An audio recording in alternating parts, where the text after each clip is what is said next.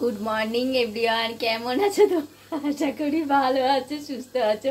আমরাও তোমাদের আশীর্বাদ ও ভালোবাসায় অনেকটাই ভালো আছি। আজকে হলো তোমার রবিবার, জানো তো, বারটাই ভুলে গেছি। আর রাধা অষ্টমী, এখন বাজে সকাল প্রায় এই 8টার মতন। আজকে ব্লগটা শুরু করতে না একটু দেরি হয়ে গেল। কেন বলো তো? একটু ভিডিওটা তোমরা স্কিপ না করে দেখবে পিছনের দিকটা, তাহলেই বুঝতে পারবে। বিশেষ একটু চাপই আছে, একটা ছোট্ট মানে কাজ আছে বাড়িতে, তো সেই জন্যে তোমরা একটু আমার সাথে থেকো। ভিডিওটা স্কিপ, আবারও বলছি, স্কিপ না করে একটু শেষ অবধি দেখো, তাহলেই বুঝতে পারবে। তো চলো এখন ভিডিওটা শুরু করা যাক। দেখো, ঠাকুরের বাসন মাজা মোটামুটি কমপ্লিট হয়ে গেছে, ঠাকুরের ঘর পরিষ্কার হয়ে গেছে, ফুল তোলাও হয়ে গেছে। কেন একটু তাড়াতাড়ি করছি আজকে তো।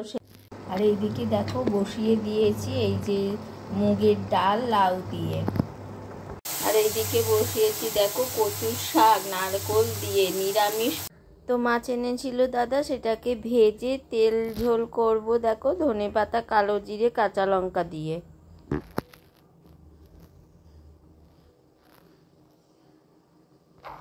বন্ধুরা, এই যে একটা থালা সাজিয়েছি, দেখতেই পাচ্ছ। এই থালাটা আমার শ্বশুরের উদ্দেশ্যে দেয়া হবে। এখানে দিয়েছি কি কি দিয়েছি দেখো, ভাত দিয়েছি, ঘি দিয়েছি, বেগুন ভাজা দিয়েছি, ঠিক আছে, পটল ভাজা, কাঁকরোল ভাজা, আলু ভাজা, এখানে আছে কচু শাক, এখানে কচুর লতি, এখানে আছে দেখো ইলিশ মাছ সর্ষে দিয়ে, আর এটা হচ্ছে এটাও ইলিশ মাছ সর্ষে দিয়ে, আর এখানে আছে লাউ দিয়ে ডাল, আর দেব পাঁপড় ভাজা আর দই মিষ্টি। এই হলো আজকে আমার শ্বশুরের থালি। আসলে উনি যা যা খেতে ভালোবাসতেন সবই ওনার উদ্দেশ্যে রান্না করে দেয়া হয়।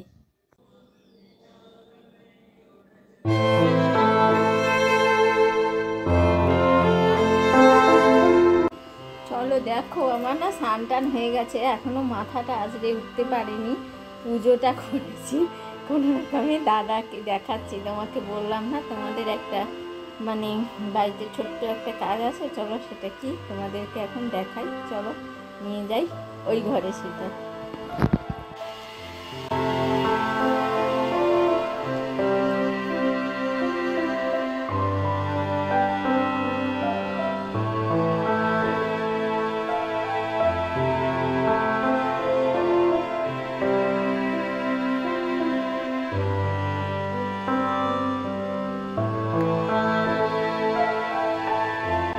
বিকেলবেলা দেখো খাওয়া দাওয়া সেরে আমাদের এখানে না একটা বড় পুজো হয়, দেখছো, বাদামতলা ক্লাবের একটা গণেশ পুজো হয় অনেক বড় করে। চলো তোমাদেরকে বিকেলে আসলাম একটু দেখে যাই। কেন বলো তো? বিসর্জন হয়ে যাবে, কদিন ধরে আসবো করে আশাই হয়নি। দেখো তোমরা কত সুন্দর করেছে প্যান্ডেলটা। আগুনের ব্যবহার, মানে আগুনটাকে আমরা কিভাবে কাজে লাগাই, মানে তোমার পরম্পরা ধরে কিভাবে আগুনটা ব্যবহার হচ্ছে সেখানেই এটা তুলে ধরেছে। অসাধারণ করেছে প্যান্ডেলটা। আর ওই যে দেখো বসে আছে তোমাদের গনু দাদা, আমাদের সকলের গনু দাদা, সকলের প্রিয় গনু দাদা। দেখো কি সুন্দর লাগছে। লাইটিংটা না একটু পুরোটা দেখো, জানো তো, এটা কালারটা চেঞ্জ হচ্ছে, অনেকগুলো কালার হচ্ছে দেখো। আর পেছন দিয়ে মেঘটা কত সুন্দর বয়ে যাচ্ছে, কি দারুণ লাগছে গো, তোমাদেরকে কি বলবো, অসাধারণ লাগছে প্যান্ডেলটা, এত সুন্দর করেছে না। আর একটা ভিডিওতে তোমাদেরকে আমি দেখাবো যে আগুনটা কিভাবে মানে আদিম যুগ থেকে উন্নত হতে শুরু করেছে, গিয়ে আজকে এই পর্যায়ে এসেছে, সেটাও এই প্যান্ডেলে এই আলোর মাধ্যমে তুলে ধরেছে। তো তোমাদেরকে সেটা আর একটা ভিডিওর মাধ্যমে দেখাবো। তো আজকে দেখো গনু দাদা কেমন লাগছে, দেখেছো কত সুন্দর লাগছে, বিশাল বড়। আসল ক্যামেরাতে না অত ভালো ধরা পড়ে না গো।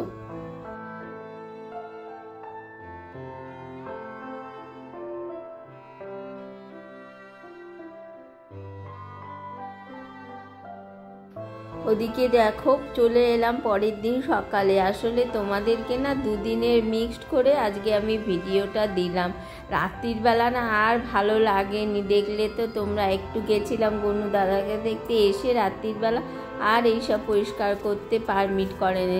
সকালবেলা উঠেই আগে এই কাজগুলো বাথরুম থেকে ফ্রেশ হয়ে এসে ঠাকুরের ফুল তুলে তারপরে এই কাজগুলো করছি আমি। ঘর বাড়িটা আগে ওগুলো জিনিসপত্র সব গুছিয়ে ঘর বাড়িটা ভালো করে পরিষ্কার পরিচ্ছন্ন করে মুছে নিলাম। তারপরে দিদি এসে যখন বেলায় করবে কেন কালকে একটু মানে হাঁটা চলাটা বেশি হলে দেখবে বাড়িতে ধুলো বালিটাও বেশি হয়। আর আমার যেহেতু কাজ হয়েছিল বালি সিমেন্ট, তো এখনও সেইভাবে মানে যায়নি বাড়ি থেকে। মাঝে মাঝে দেবে এক আধ দিন ঘর বাড়ি নিজের হাতেও পরিষ্কার করতে ইচ্ছে হয়, কিন্তু সময়ের অভাবেই পেরে উঠি না। আমি আবার কি বলো তো, যখন ঘর বাড়ি ঝাড়মোছ করি আমি ওই সাথেই একবারে জানলা টালনা দেয়াল টেয়াল দরজার পাশগুলো সব একবারে ঝাড়পোছ করে নিই। তাহলে কি সুবিধা হয়, রোজকারটা রোজ করতে হয় না, সপ্তাহে একদিন করলেই হয়ে যায়। তোমাদের সাথে কথা বলতে বলতে আমার ঘরটা ঝাড়মোছ করাও হয়ে গেল। আর আজকে না একটা কাণ্ড হয়েছে, তোমাদেরকে দেখাবো। দেখো, আমি ঝাড়মোছ করছিলাম আর তখন দাদা এসে গেল। দাদা এসে বললো কি একটা কাঁচি দাও। আসলে কি বলো তো, এই দেখো তোমাদেরকে দেখাচ্ছি, দাঁড়াও একটুখানি। এই দেখো কি হয়েছে, এই পায়রাটার সাথে না এই যে ঘুড়ি এসে উড়ে পড়েছিল ছাদে। আর সেই যে মানে যে ওটাকে তোমরা কি বলো জানো, ওটাকে আমি ঠিক বলতে পারছি না, ওই যে লাটাইয়ের সুতোটা থাকে না, সেই সুতোটার সাথে আটকে গেছে। তবুও ভালো কি বলো তো, থ্যাংক গড এই নর্মাল সুতোটার সাথে আটকেছে। এর পাশেই একটা মাঞ্জা দেয়া সুতো আছে, কিন্তু সেই সুতোটার সাথে যদি আটকাতো না, ও গলা থেকে মানে কেটে যেত। আসলে ও রিজার্ভারের ওপরে বসে বসে খুঁটে খাচ্ছিল। আমি ভেবেছি যে ও হয়তো বসে আছে, আমি আবার মনে মনে ভাবছিলাম যে তাহলে ওখানে একটু খাবার দিয়ে দিই। সে যাই হোক, তোমার দাদা আসলো আর পাশের বাড়ি থেকে ওরা বলল যে কাকু একটু দেখো তো, পায়রাটা না ওর সাথে আটকে গেছে। তো ও সেই জন্যেই ও খেয়াল করলো, না হলে আমি বুঝেছিলাম যে ও বসে বসে খুঁটে খাচ্ছে, তাহলে খাক, ওকে আর ডিস্টার্ব করি না।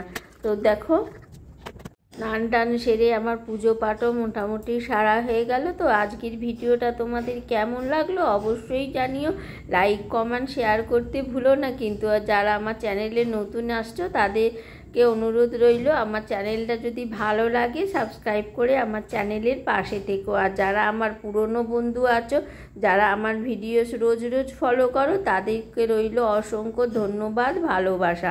আবার দেখা হবে নতুন কোনো ভিডিওর সাথে। ততক্ষণ তোমরা ভালো থেকো, সুস্থ